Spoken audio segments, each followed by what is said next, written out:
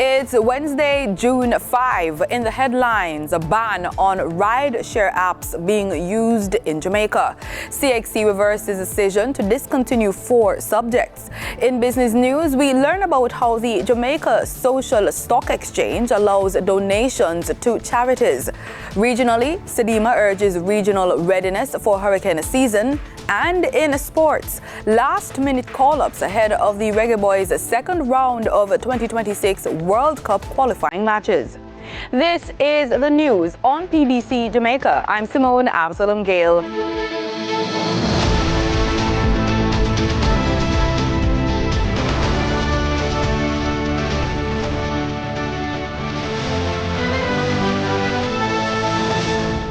Minister of Science, Energy, Telecommunications and Transport, Daryl Vaz, has recommended an immediate ban on ride-share apps being used locally.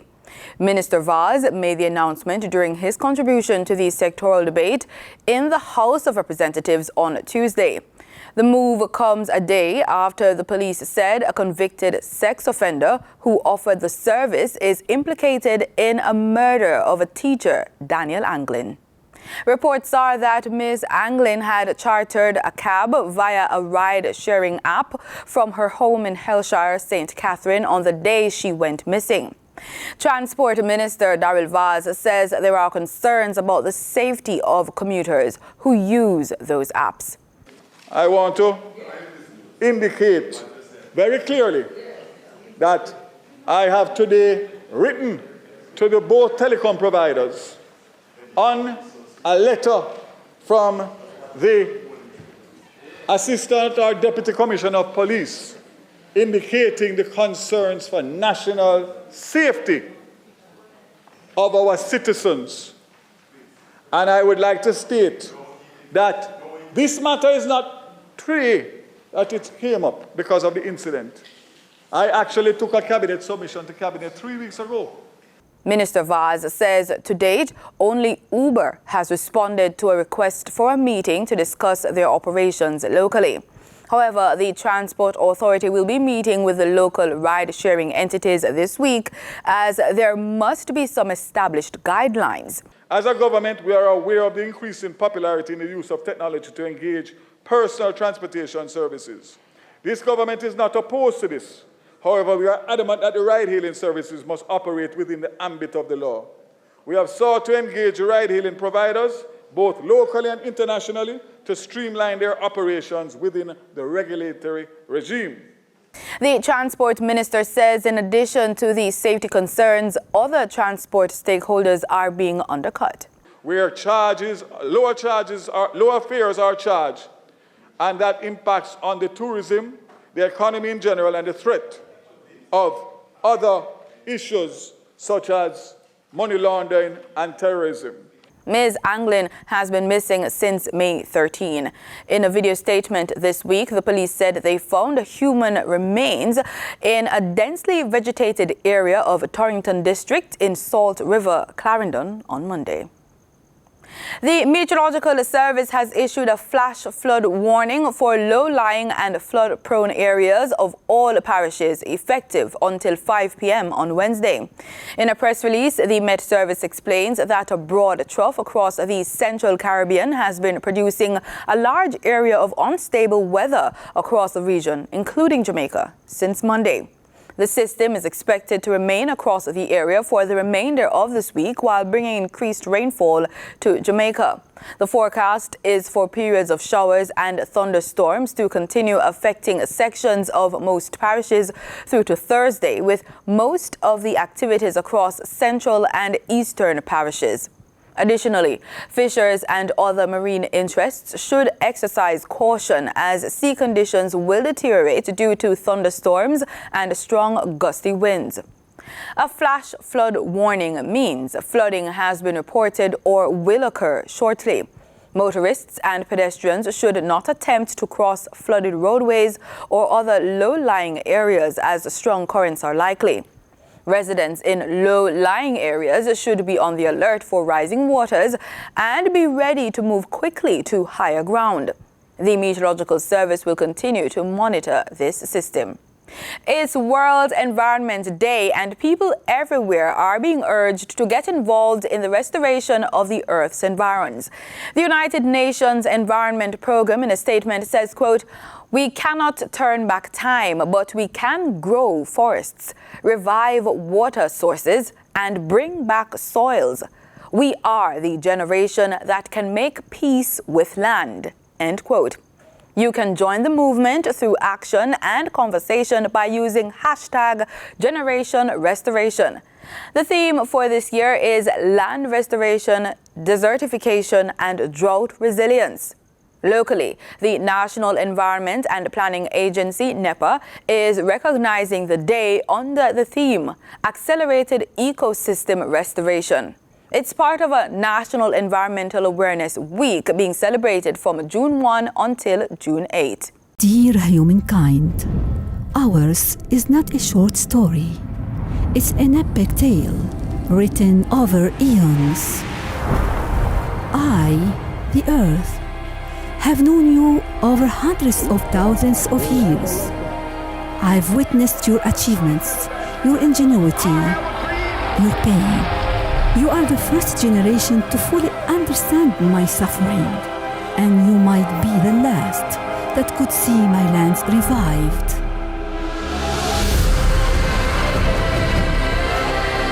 To all generations, the adventurers, the pioneers, the thinkers, and the dreamers, to all of you, let's find common ground in what unites us. Restore my lands for future generations.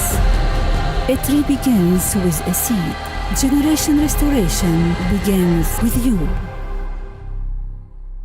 The week aims to focus public attention on environmental issues, thereby heightening awareness and stimulating action at the local level.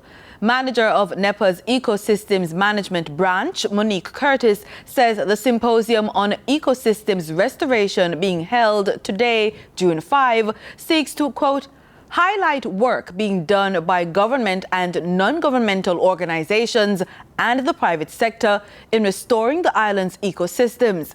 The activities that will be undertaken, as well as the exhibits that will be on display, will highlight the internal theme for World Environment Day, which is Generation Restoration, as well as the local theme, end quote. The validation workshop on a draft National Ecosystems Restoration Plan for Jamaica will also be convened on World Environment Day, spearheaded by Environmental Solutions Limited, which is being engaged by NEPA. The week will culminate on Friday, June 7, with the staging of a mangrove habitat rehabilitation project in Salt Marsh, Trelawney, in recognition of World Oceans Day, which is observed globally on June 8 under the theme, Catalyzing Action for Our Ocean and Climate. The Caribbean Examinations Council, CXC, has reversed its decision to discontinue 4 subjects at the Caribbean Secondary Education Certificate and Caribbean Advanced Proficiency Examination levels due to low enrollment. Danita Rodney has the story. The Caribbean Examination Council, CXC, has announced it will continue to offer syllabuses for the previously discontinued Cape Green Engineering, Cape Electrical and Electronic Engineering Technology, CSEC Agricultural Science Double Award, and CSEC Industrial Technology Mechanical Engineering. The update was provided on Tuesday, June 4 by CXC Registrar and Chief Executive Officer Dr. Wayne Wesley during a virtual press conference following a meeting with ministers of education from the region. The meeting demonstrated our shared commitment to find a critical path forward on this matter, given the pressing education and human capacity development imperatives facing the region. The ministers of education were forthright in their positions, as well as pledging their support for CXC and for more direct lines of communications with the Council. He shared that CXC has rolled out a menu of new generation technology and science syllabuses. CXC has rolled out a menu of new generation technology and science programs. Some are not yet at the desired demand. Governments will work with CXC in a partnership in building demand for these new programs to enable their cost viability. Dr. Wesley further shared that Tuesday's deliberations with the ministers reinforced the need for collective regional marketing thrust to promote the priority subject areas in STEAM education and climate-smart agriculture. Accordingly, today's deliberations with the ministers of education reinforced the need for a collective regional marketing thrust to promote the priority subject areas in STEM or STEAM education and climate-smart agriculture, which are considered critical for the economic growth and sustainable development of the region. The CEO closed his statement by reiterating CXC's commitment to educational and human capital development across the region. Let me state for the record that the Caribbean Examinations Council is deeply committed to the educational and human capital development of the region, and we will work in partnership with all our stakeholders to achieve our vision to advance the fortunes of our region. For PBCJ News, I'm Denita Rodney. Time now for the business report with Denise Williams.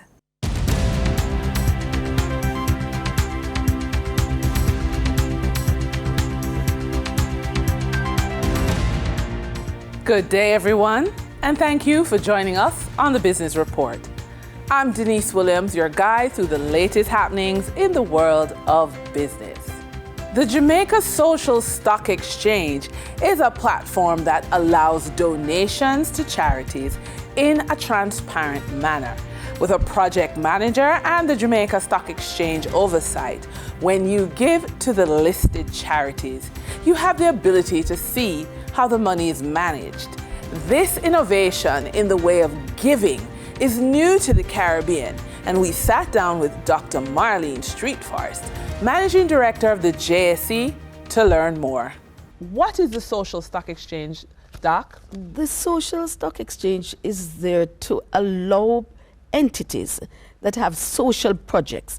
And these are projects, for example, looking about persons' education. It has to do with crime and violence. It has to do with uplifting. So social, society, charities? Yes. Okay. And dealing with those challenges. So the entities are able to come to the Social Stock Exchange and get funding for these projects.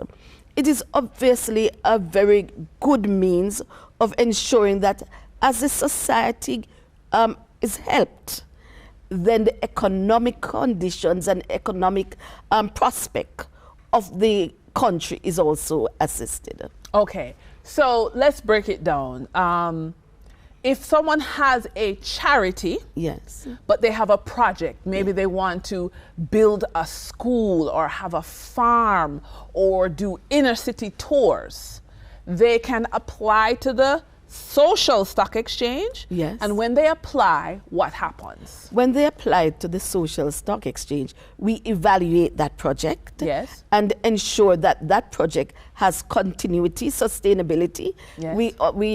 We can measure the impact Yes. that that project will have on the society. Yes. And then we could accept that project. Having accepted that project, we consider that project listed. Yes. And so they are able to get funds Yes. from donors. It's donation in the first place. Yes. It's social capital, it is called. Yes. And get that fund in order to, as you say, look about that chicken coop or whatever it is for the benefit of the community. All right, so we're getting donations to Yes.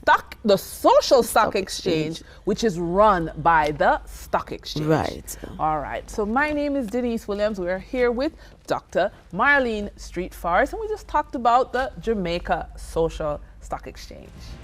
During trading for the period June 4, 2024, the following companies represent the top 3 most active stocks that investors bought and sold on the Jamaica Stock Exchange.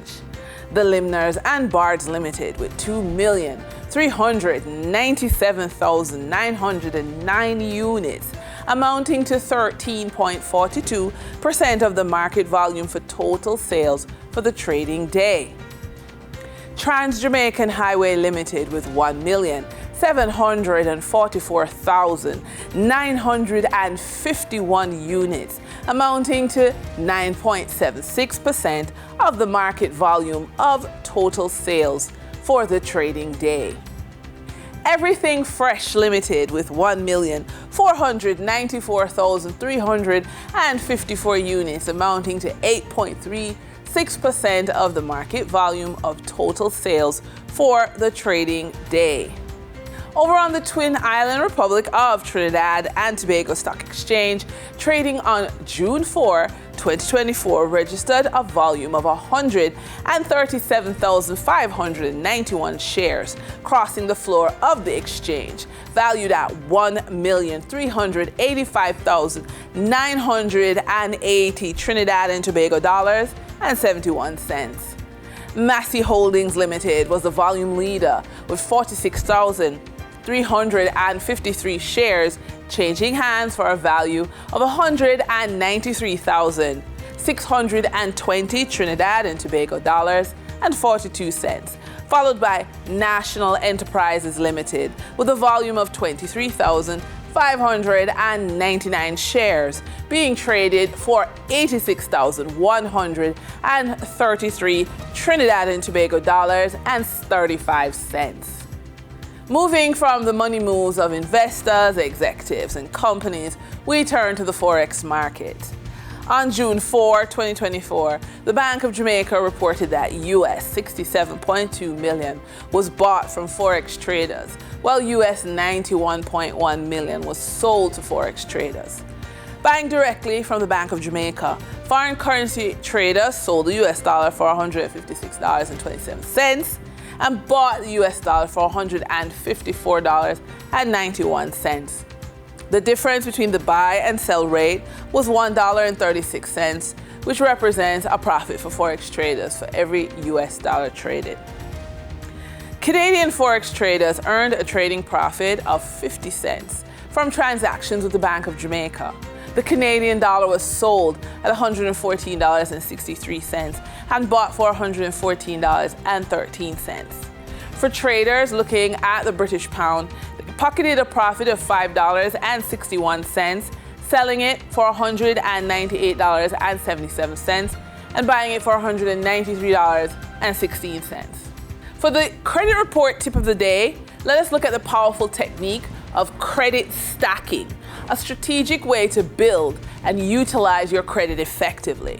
In order to use the technique of credit stacking, which allows you to access more funding for your dreams, you need to understand the strategy. And this actually means applying for multiple credit lines within a short period of time to maximize your available credit. Here's how you do it. Timing is key. So you're going to apply for new credit lines when your score is the highest.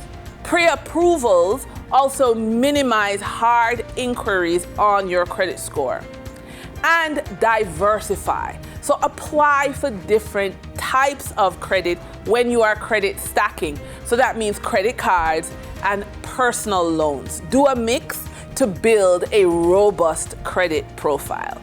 Join us tomorrow for more credit stacking techniques. And with that, we wrap up today's business report. I'm Denise Williams. Appreciate your company. Stay well informed, stay ahead of the curve. Until our next update, take care. In regional news, the Caribbean Disaster Emergency Management Agency is amplifying calls for the region to be prepared amidst forecasts for an extremely active Atlantic hurricane season. Executive Director Elizabeth Riley addressed those issues during SEDIMA's annual news conference held in St. Kitts and Nevis on Tuesday. Theresa Goodwin reports. Forecasters predict 23 named storms for the 2024 Atlantic hurricane season. Of those, they believe 11 will become hurricanes, 5 of which will be major or Category 3 and higher. Sedima head Elizabeth Riley says given this forecast, it is important to be fully prepared, and not just for cyclones but also for severe weather events and the secondary hazards they can trigger. These include flooding, storm surge, and landslides. In this regard, Sedima has taken several steps to prepare adequately to assist its participating states upon their requests. The CARICOM Disaster Relief Unit. We do have at present 31 persons trained to support humanitarian relief operations, and this unit is ready for deployment. We're also going to undertake further training in July of 2024. Additionally, several deployment personnel have also been confirmed and will be ready to provide additional assistance to search and rescue team. Also upgraded with respect to the telecommunications, and I want to thank Sedima's Information and Communication Technology Department, and we've secured communication kits for the deployment teams. We have 9 additional Starlink satellite internet terminals. Sedima has also forged new partnerships with key stakeholders to deal with logistical issues across each member states. Sedima has signed a memorandum of understanding with King Ocean Services Limited. And as you know, King Ocean is a cargo shipping company which provides a wide range of maritime transport services from Florida to over a dozen ports throughout South America, Central America, and the Caribbean. We're really pleased to have them on board. Under this MOU, King Ocean Services will provide transportation services for the movement of relief supplies that will ensure immediate and coordinated responses to each member state. This is in addition to existing partnerships, including with tropical shipping, as well as regional and international militaries. Meanwhile, St. Kitts and Nevis Prime Minister Dr. Terence Drew says the region's collective strength and preparedness will be its greatest assets in facing any challenges. I underscored the critical importance of preparedness, urging citizens to develop and maintain emergency plans and stock essential supplies to mitigate the risks posed by hurricanes. Remember that our collective strength and preparedness will be our greatest asset in facing the challenges of this hurricane season. Theresa Goodwin, ABS News. St. Lucia is set to make changes to its Citizenship by Investment Program, or CIP. Prime Minister Philip J. Pierre announced on Tuesday that the island will join the Organization of Eastern Caribbean States, or OECS nations, in signing a memorandum of agreement to standardize CIP procedures. The Caribbean Citizenship by Investment programs have long been a subject of international scrutiny. Now, St. Lucia is taking steps to bolster its program's integrity. After careful review and extensive discussions with stakeholders and other OECS heads of government with CIP programs, the government of St. Lucia announces that it has decided to sign the Memorandum of Agreement, MOA, already signed by other OECS CIP countries. The memorandum calls for common standards and procedures in the following areas: pricing, information sharing and transparency standards, regulation, security screening and framework, regulation of agents, marketing and promotion of programs, joint training and capacity building, dispute resolution, amendment and termination. Prime Minister Pierre is proposing additional measures. In addition to signing this memorandum, St. Lucia has made further suggestions to strengthen this regional agreement, including proposing legislative changes to address change of name requests. This has been agreed to by other heads of government. After consultations are completed with regional governments and other partners, the government of St. Lucia will suggest further strengthening of the CIP program. This would include an annual quota, a net worth for applicants, escrow accounts to be held in St. Lucia or in individual islands, a requirement that only licensed promoters will be allowed to submit applicants to local authorized agents, and those promoters will have to submit a due diligence report on each applicant. Over the past year, St. Lucia has implemented changes in response to U.S. concerns, including banning applicants from Russia and Belarus. Over the last year, the Citizenship by Investment Unit in St. Lucia has instituted all 6 principles agreed to with the United States government. From February 15, 2023, a ban on applicants from Russia and Belarusians. From September 4, 2023, implemented applicant interviews. From September 4, 2023, vetting of all applicants through the local Financial Intelligence Authority. From January 2020, sharing of denials with the Joint Regional Communication Center, JRCC. Less than a week ago, Trinidad and Tobago's Minister of Energy and Energy Industries, Stuart Young, announced that a second 2-year license was granted by the United States of America's Office of Foreign Assets Control for the country to access Venezuelan assets. Terrian Brown Campbell tells us how the country is expanding their natural gas prospects through cross-border agreements with the Bolivarian Republic of Venezuela. The National Archive of Trinidad and Tobago indicates that the first recognized oil discovery in Trinidad and Tobago was the Aripero No. 1 drilled by Walter Darwin in 1866. Mr. Darwin founded the Paria Oil Company and drilled wells at both Aripero and San Fernando in 1866 and 67. After more than 100 years of exploitation, the government says new energy sources are required. The announcement that the United States of America's Office of Foreign Assets Control has issued a second license to allow Trinidad and Tobago to access another cross-border gas field between this country and Venezuela is a significant milestone. The first OFAC license was the Dragon gas field, as Minister of Energy and Energy Industries Stuart Young explains. We are well on the way in discussions with Shell. Our work is progressing. It is Shell and NGC. We're going to be producing this gas and bringing it to Trinidad and Tobago with our 30-year license. It is estimated that the Dragon gas field, located in Venezuelan territorial waters, holds up to 4.2 trillion cubic feet of natural gas. Our specific license for Dragon is until the 31st of December 2025. They amended that General License 44 and gave it an extension until May. Minister Young shares a few additional details about the lead-up to the granting of the second OFAC license. What you saw happening a few weeks ago was me leading a delegation from Trinidad and Tobago to Venezuela of the technocrats, the permanent secretaries, and our young professionals from the Ministry of Energy, along with BP. Shell is for Dragon. We were now with BP in Venezuela for a shared field called Coquina Mannequin. An OFAC license is authorization for transaction which otherwise would be prohibited.